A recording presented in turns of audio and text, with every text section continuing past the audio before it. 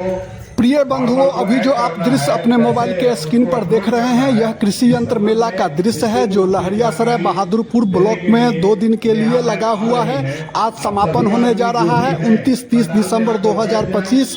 2 दिन के लिए यह मेला लगा हुआ था। समय खत्म होने जा रहा है मेला का, और यहाँ मेला में ढेर सारे किसान पहुँचे।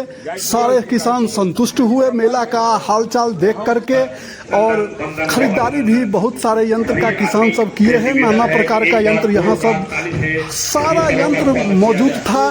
खेती करने शुरू से लेके अंत तक, काटने तक का, फसल लगाने से काटने तक का यंत्र सब यहाँ उपलब्ध हुआ, और जिन किसान को चाहिए था उन्हें प्राप्त हुआ सरकारी अनुदान के तहत। और सरकार का बहुत सारा आभार, जो कि किसान के सहयोग के लिए यह मेला लगाया जा रहा है समय समय पर।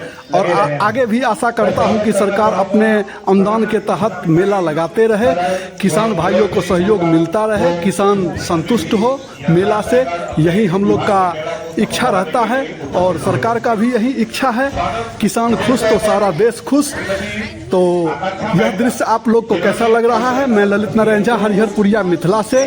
तो देखिए, आज मेला समापन होने जा रहा है। बहुत सारा यंत्र यहाँ से किसान सब ले गए हैं। तो बहुत अच्छा रहा मेला, और आगे भी सरकार लगाता रहे और किसान को सहयोग मिलता रहे, यही आशा रखता हूँ।